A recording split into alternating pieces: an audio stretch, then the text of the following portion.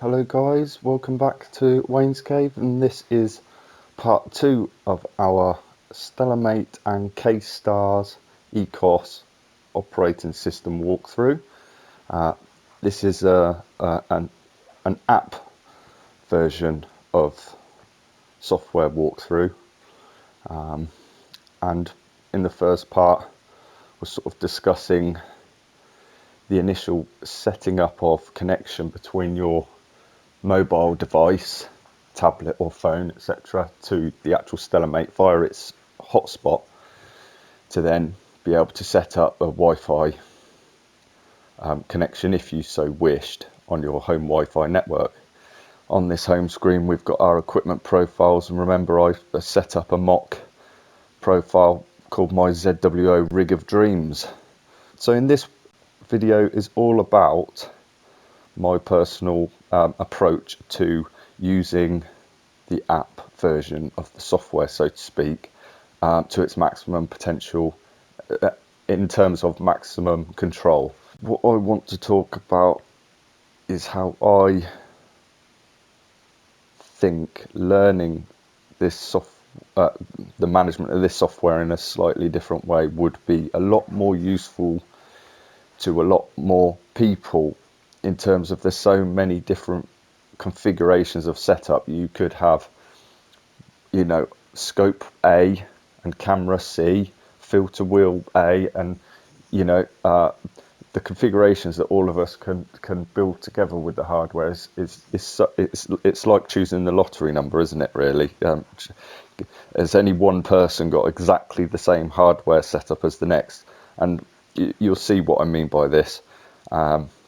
So what I want to now show you in this part, this is purely to try to delve into what some of you might not really want to get involved with, but initially, even if you just get some background knowledge of this section I'm about to show you, then using this home page as a simple, press start to begin, and then program in your acquisition, will become easier and more understandable. If for example something isn't connected, you want to take 10 frames of luminance filter and you do that in the app here, and for some reason it doesn't look like luminance filter because it hasn't selected the luminance slot, you will now after this know why. So anyway, let's get into this. Right, so under at the bottom here below my tab is device. So we click on device, and we can see here you've got your device information here. These 4 buttons here are really useful. Now the really useful one in terms of actually use of our hardware and getting everything set up, checking its configuration, checking it's all set up how we want it to be, is this one, the VNC. So we can VNC into our Stellarmate here. So let's just VNC into our Stellarmate. It will come up, look, I think we've talked in previous lots of videos on this channel about this sort of desktop here. So connect here, we'll put in our Stellarmate's password. Look, SMate is its default. So let's send that, and then here we've got to remember to use our hand drag when we want to move this desktop screen around. Right, this is saying failed to communicate with online authentication server. So I think that's something to do with my my username and password, because I've been online and I've just changed my password. Did I changed something to do with my name and password on there, and so I think that's why that's throwing that up, but I've got to look into that. But that's not what this video is about. We could get rid of that, but we're in here anyway onto our Stellarmate on the desktop. And now I just want to talk on this video about where to find your equipment configurations, etc., etc. Don't worry about this map if you don't want to. Don't But for example, if I just connected straight into the app now, according to the software and everything, the bottom left here, look, I'm on GPS location. Now, for a start, I haven't got a GPS dongle or anything, and my tablet is not connected. It's only connected to a Wi-Fi signal. I'm not 100% sure that would even give an accurate GPS signal. I don't think that there is one, if you see what I mean. So it's handy learning in the VNC desktop viewer like this how we can correct these things, because they can be overlooked. We start our schedule of shots, or try to find objects in the sky then, say, and the pointing actually could be so far out that even the solver won't kind of get us there and center our object and stuff. So these are all little frustrating things when we kind of excuse me, don't know or sort of how to get over them hurdles. If we just plummet straight into an app, go to M31, whatever you want to do, and you start hitting these hurdles. Well, so for a start off, like I can tell there, it says GPS location, so I can come into so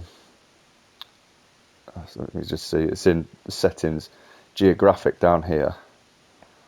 But this is just an example. I'm not going to do it now, but you can type in like your nearest city sort of thing. There's a whole load of lists on there.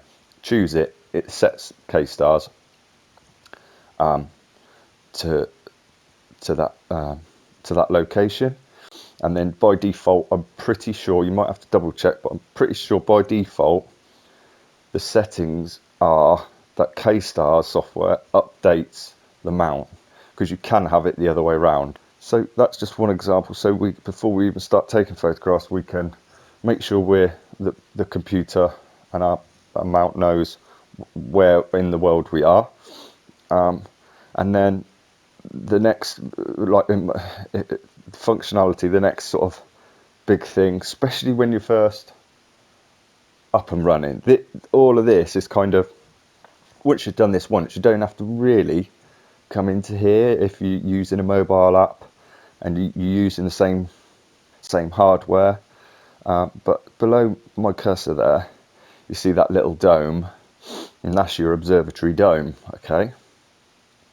So let's just click on ECOS profile wizard. Okay. Because I've reset everything on the Stellarmate, it's asking me to go through this. Basically, that my profile wizard is in what we have, what we have connected, etc., etc. Okay, so I'm gonna close him down. I'm gonna come back to the connect button here. I'm just gonna fill in some details in. Hang on, I thought I had one in here. Yeah, remember, so we've got my primary and guide scope are both the same because I've got off-axis guiding. So we've got our equipment there. Now, right, I'm going to hit start. It won't find my mount because I've only got, it didn't tell me that though, did it? Not, you see, not there, because I haven't got my mount in my house. It's pretty much permanently on the pier outside,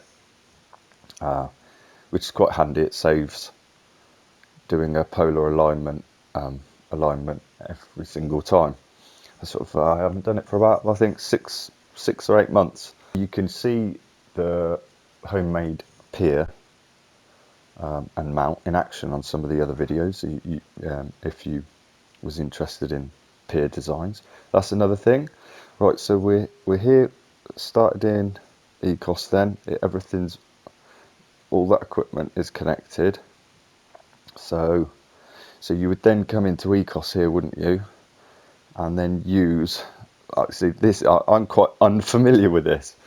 I've only used the actual app side of things a couple of times, but obviously you've got your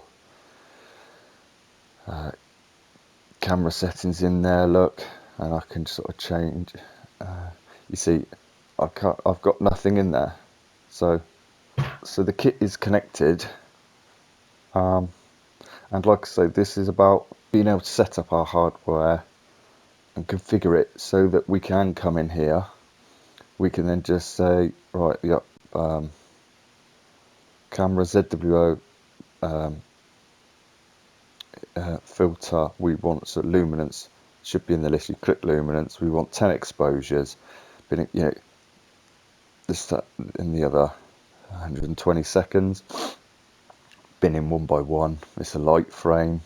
Okay, maybe I should have refreshed myself on that setting up your app, acquisition in the app before doing this, because I'm sidetracking.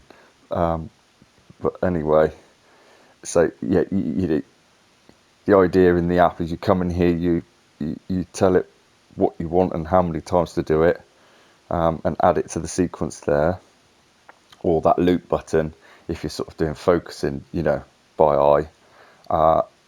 You could, and such like, keep looping a second shot, I guess, So that's your camera settings, and you've got your alignment, etc., etc., etc.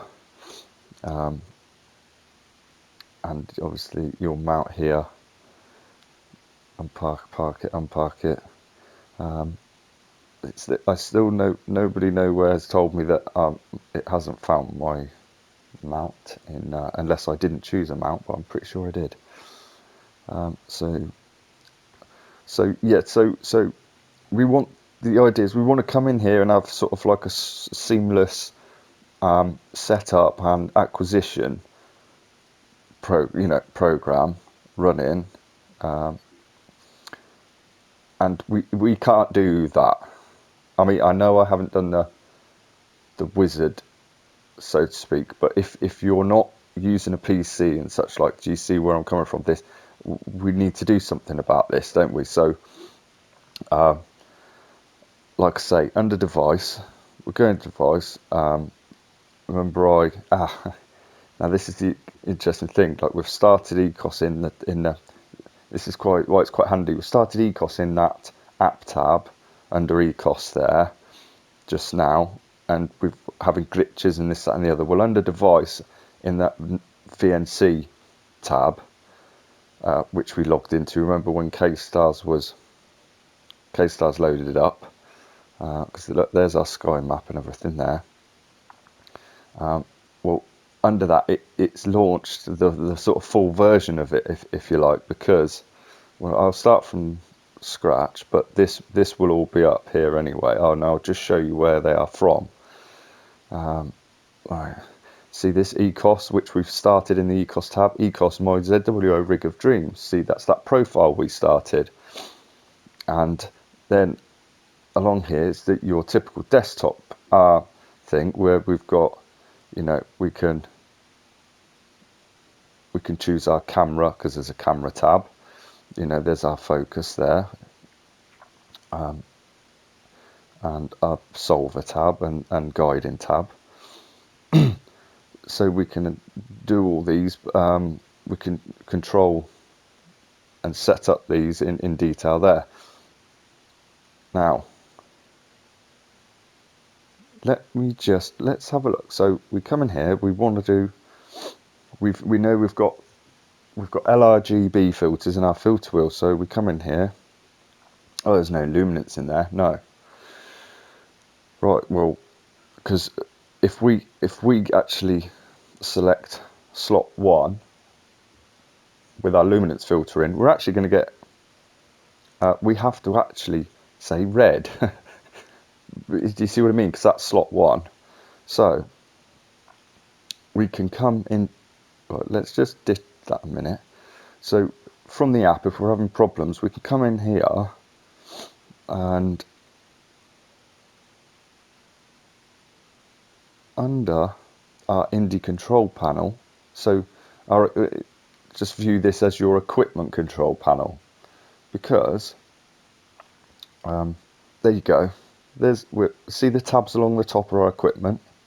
So I'm on tab Starlight Express wheel, and it shows green light, I'm connected. And along here is different tabs with different information. And I know you'll go, oh, I don't want to get involved with all that. And I totally hear where you're coming from, okay. But look here, right, there's a couple of areas which you've done it once or twice. You probably will never have to reconfigure it again, but sometimes you know, you'd have an update or you don't save your configurations, and I'll talk to you about that now. But you can come in here. So here we can see our filter slots here, look. Now that's not our configuration. Our configuration, or my configuration, is luminance, red, green and blue, and HA. So I can actually come in here, and I'm on tablet mode, so I need to bring up the what do you call it, and put in loom here, look. Loom, R, G, B. Right, so you get the idea. Right, so I'll do that. HA. Right, come here. Right, so we come here. We've actually told our Indie equipment manager here that's our configuration. In slot 1 is actually luminance, so we've hit the big set button on the right just above here. Set, bang, there we go. Now trick is, you can get all excited, yes, I've solved that. You go back into your ECOS tab there and pick a target and whatever, you know. But the important thing, we come into options. Okay, now the important thing is that the third tab down, configuration there. So that new configuration we've made, we need to save it. So save, bang, there we go. Right, that's saved. So now every time we connect to Stellarmate, that's the configuration when it starts ECOS. Our equipment manager, if you like, our Indie control configuration will be to that. Now this is really blooming handy, because before you even get, you can be in your living room, think, right, when that equipment's out there, I want it to be, you know, give it the best chance you can to be in smoothly operating. So you can do all this pre-set up stuff on rainy days, and if you're in the UK like I am, you'll have plenty of time. So come into here, and the other typical thing that I've found with my ZWO camera, then say, which is again along the top, the equipment profiles is there. Look, it's connected, as we can see. Okay. Right, the cooler's off. There's some general info here, main info. Some information, technical information on the driver that helps to run it. The configuration in there. In terms of these details, you know, yeah, pretty much I've you don't need to worry about any of that. With the ZWO, this is pretty much as it comes default as well. Look, the image size there, the frame size, and the bin in. This is all, excuse me, you know, default. Pretty much all these by default is pretty good. But you can scroll across here to the more settings. I know it seems like a big old bank of information that seems quite overwhelming, but a lot of it, you know, you don't need to. The default is pretty much there, sort of thing. But here under controls, look here, if you know what gain and offset you're pretty much shooting all the time, like me, from default, actually this is pretty much what I do a lot of LRGB in.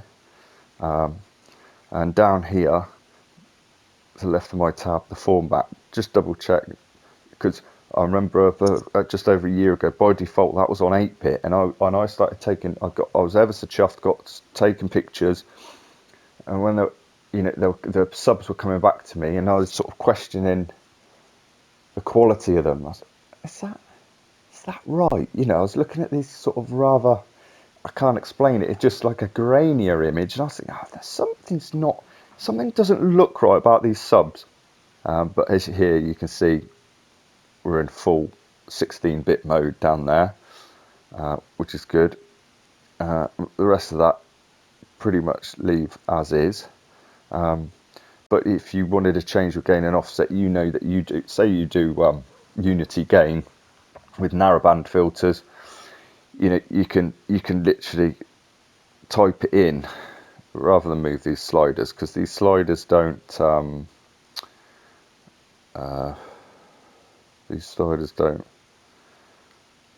usually do the right sort of steps, if you like, thing, and physically type in what you know the unity gain is for your camera. I know that's quite popular. I'm not that into all that, but you know, here we're double checking. Now we know we've got the filters. Also, K-Stars knows what filters are in what slot. You know, and you can look just by browsing this and just having a look through these settings. You're educating yourself on just how these devices are working together, really. You know, what device is snooping on the other device, you know, because they're sort of working together for certain tasks. There's our EQ mod. See, we aren't connected there. That's our mount there. I know I'm not connected. I'm physically not connected, so I'm happy about that. But Pegasus, now Pegasus is connected, look. Now I know it is physically connected. I'll just double check on that. It is physically connected, but the power's not in there. Oh, I thought it was. Where are you? Let's hit connect. Oh, well, there you go. No problem. Add a bit of power and it connected by default. I think the update on this software is actually sussed out a little glitch, because it sometimes would come up unconnected. But again, and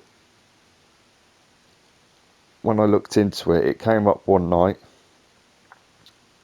wouldn't connect, and at the bottom in this information panel is always useful. It would sometimes tell you, like, it'd come up that the USB slot was already taken or something along those lines. I then was able to come down to see what USB slot, whereabouts are you? I'm pretty sure. Here we go. You see this system ports that here. That's right, here and here, look. It's saying green light ports on USB 0, and in both these boxes there was USB 1 and USB 0, and I can't remember which way around it was, but it was trying to connect to 0. I then just selected, in fact it was down here, there was a second box. I'd then select, there was 1 here and USB 0 here, so I'd click on USB 0 and then go back and connect again, and it'd connect. So, you know, just sort of finding your way around this indie control panel is is really useful, because this really is where it's all happening and what makes it all possible. And it seems like a whole bunch of confusing settings, but trust me, I'm no computer technician, and I'm still not a computer technician, but you know, you can get yourself out of sticky situations just whenever you've got any bit of spare time and you want to, you know, delve into certain settings a bit more and such. Like, just come in here, see what's working, see what settings are being configured and stuff, and you pick bits up all the time. And it's great that it's all together. It's you know, that we've got one window here, and we've got all of our hardware in that window and all of our connection settings in that one window. Like on a Windows, you know, on my Windows computer, with SGP, which is great. You know, a strong, powerful, also, you know, brilliant astrophotography software, Sequence Generator Pro. And it's enjoyable to use. I like the frame and a mosaic wizard on it and everything. It really is good. And I could use that just as easily. And if I was just doing astrophotography from home, I'd use that as much as I use this. But in fact, I don't use that as much as I use this, purely and simply because this, once you've set up your system, is just so it's just so easy. And like on SG Pro, when plate solving, I've sort of had a few issues. It was a bit of a rigmarole getting the proper files loaded and knowing where they were. Like, there's windows everywhere by the time you've got everything connected. You've got a window almost for each bit of hardware, and it's sort of broken up. And I'm a simple man who likes things laid out quite simply. And here we've got one window with everything there. And once it's done, I feel my OCD inside feels great, because I can just like tick and cross that box off and get on with the next thing, you know. And just like, actually then it's really enjoyable. You come into here, and if you're just having a loose night where you're wandering around the stars, wondering what new things you can sort of try and have a go at, you can look on this map and sort of right click on different areas, go, I wonder what that box is there. It's just enjoyable to use, and everything's together, and you can I'm right clicking, yeah, you can do a lot of really useful experimenting. So yeah, that's it really, guys. I think I'm just going to leave it there, because I just wanted this to be a video that wasn't going to be sort of overwhelming for new users as well, sort of thing, and understandable, and you know, not taking off too big a bite more than we can chew. I think I'll leave it there, and in the next video we'll leave, you know, people can sort of get their head around this setting in our dome here, you know, and also in our, you know, equipment control panel here, just to make sure everything's making sense. Basically, just browse through in those settings. But the main thing to take away is, obviously, you come in here, you select any of your equipment, basically, and what's that? There we go. And whenever we change it, you know, under all of these, and even under that in options, like what I've done before, what I suggest is, say you use the solver, and it finds your files perfectly, and it runs and it works. Doesn't hurt coming back in here after what I do after a good successful session where all the equipment's working, all the solver software's working, everything. I'll come in here and go, okay, right, save that configuration. You know, once you get over a hurdle, whether it be with your guide camera or whatever it is, and whatever the hardware is, come back into its configuration, save that configuration, because you've nailed it then. You've got all them little detailed settings working great.